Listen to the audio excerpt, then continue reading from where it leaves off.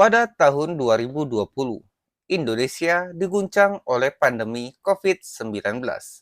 Aktivitas sekolah tatap muka lumpuh. Dalam situasi ini, Kementerian Pendidikan, Kebudayaan, Riset, dan Teknologi yang saat itu dipimpin oleh Nadiem Makarin meluncurkan kebijakan besar, proyek digitalisasi pendidikan. Tampaknya terdengar mulia, memberi perangkat TIK termasuk laptop kepada sekolah-sekolah di seluruh Indonesia agar proses belajar mengajar tetap berjalan. Namun yang mencengangkan adalah harga satu unit laptop mencapai 10 juta rupiah dan menggunakan sistem operasi yang tak umum, Chrome OS atau Chromebook. Pertanyaannya, apakah harga ini realistis atau ini awal dari aroma tak sedap? Publik pun bertanya. Chromebook yang di pasaran harganya 3 sampai 5 juta rupiah. Kok bisa jadi 10 juta rupiah per unit?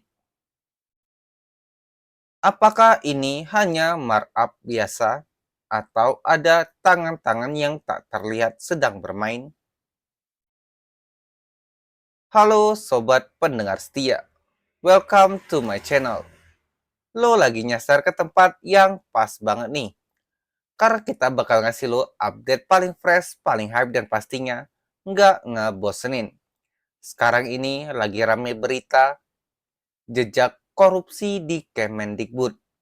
Menguak skandal pengadaan laptop Chromebook 10 triliun rupiah di era Nadiem Makarim. Oke, sebelum lanjut pembahasannya, siapin cemilan lo, rebahin badan, dan cus kita kulik bareng berita yang lagi rame ini. Stay chill, stay update, and let's go.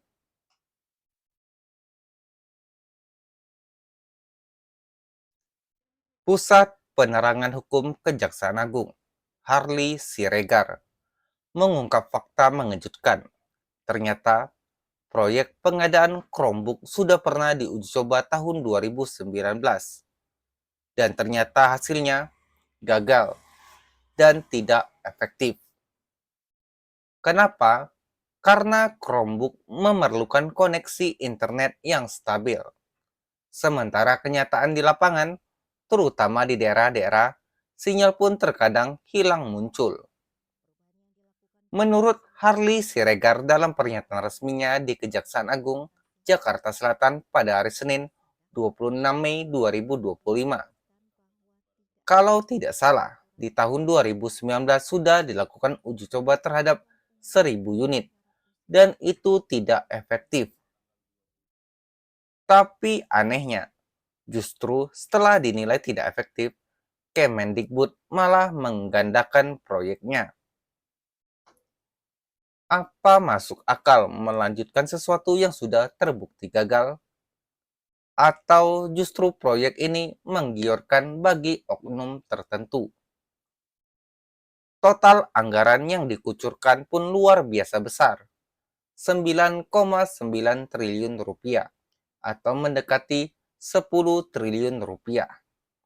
Berjumlah 6,3 triliun rupiah dari dana alokasi khusus atau DAK dan 3,5 triliun rupiah dari satuan pendidikan. Tim teknis awal Kemendikbud-Ristek menyatakan menggunakan OS Windows yang lebih kompatibel dan fleksibel. Tapi apa yang terjadi? Kajian itu diganti. Kemudian dibentuk tim teknis baru yang diarahkan untuk membuat kajian sesuai selera pejabat Chromebook.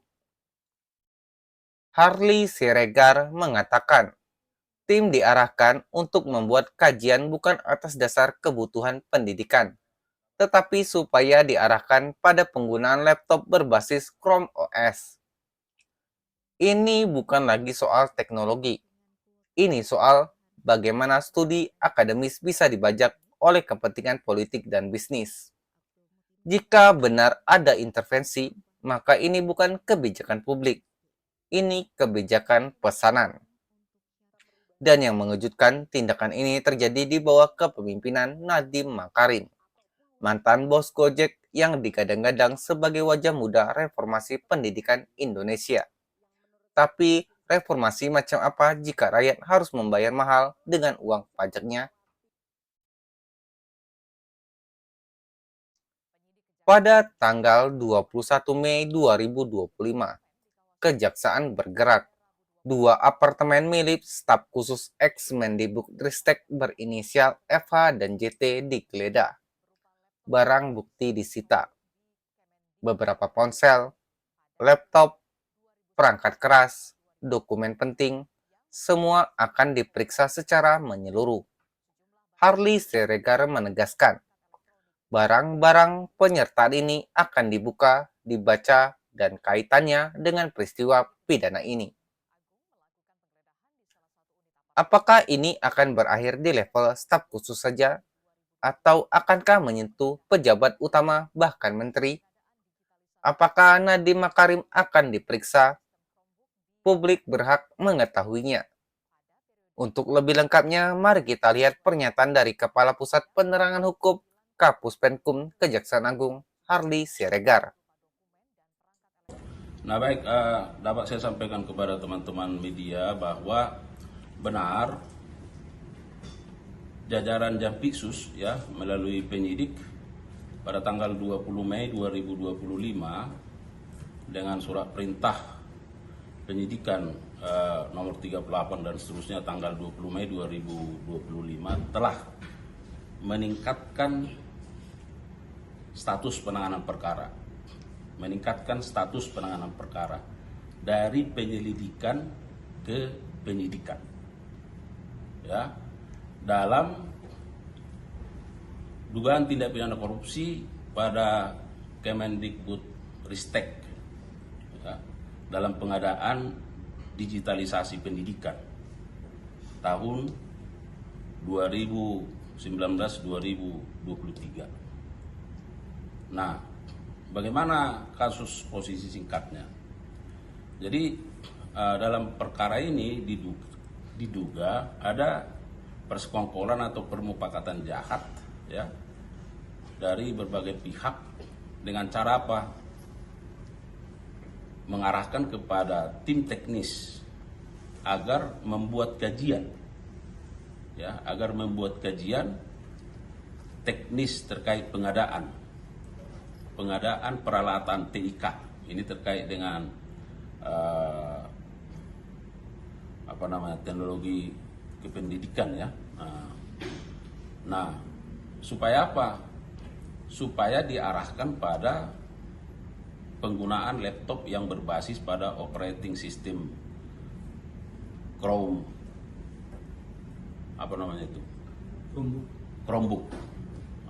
Berbasis Chromebook. Padahal itu dilakukan bukan menjadi kebutuhan pada saat itu. Kenapa? Karena sesungguhnya kalau tidak salah di tahun 2019 sudah dilakukan uji coba terhadap penerapan Chromebook itu terhadap 1000 unit, itu tidak efektif. Kenapa tidak efektif? Karena kita tahu bahwa dia berbasis internet. Sementara di Indonesia ya internetnya itu belum semua sama ya, bahkan ke daerah-daerah. Nah, sehingga diduga bahwa ada persekongkolan di situ karena di tahun-tahun sebelumnya sudah dilakukan uji coba, sesungguhnya penggunaan Chromebook itu kurang tepat. Nah, dari sisi anggaran bahwa diketahui ada 9,9 triliun lebih, jadi hampir 10 triliun yang terdiri dari 3,582 triliun itu terkait dengan dana di satuan pendidikan dan sekitar 6,399 triliun itu melalui dana alokasi khusus atau DAK ya. Dan perlu juga saya sampaikan bahwa pada tanggal 21 Mei yang lalu penyidik setelah menaikkan status penanganan perkara di penyidikan maka penyidik sudah melakukan upaya penggeledahan dan penyitaan. Jadi sudah dilakukan penggeledahan setidaknya di 2 tempat, yaitu di apartemen Kuningan Place dan di apartemen Ciputra World 2. Nah, dari 2 penggeledahan itu, penyidik juga sudah melakukan penyitaan terhadap berbagai dokumen dan kemudian berbagai barang bukti elektronik. Proyek digitalisasi seharusnya menjembatani kesenjangan teknologi. Tapi jika yang terjadi malah memperkaya elit dan merugikan rakyat, maka ini bukan hanya soal korupsi. Ini soal pengabdian terhadap masa depan generasi bangsa. Mari kita jaga agar kasus ini tidak menguap, karena jika korupsi terus dibiarkan merajalela di sektor pendidikan, apa yang tersisa dari harapan kita untuk masa depan Indonesia? Jika Anda peduli pada nasib pendidikan dan ingin mengetahui fakta-fakta di balik layar, subscribe channel ini, aktifkan lonceng, dan bantu sebarkan video ini ke sebanyak mungkin orang. Keadilan tak akan datang kalau kita semua diam. Oke deh guys, segitu dulu update berita buat lo semua. Jangan lupa jaga kesehatan, tetap kritis sama info yang beredar. Semoga bermanfaat dan terima kasih.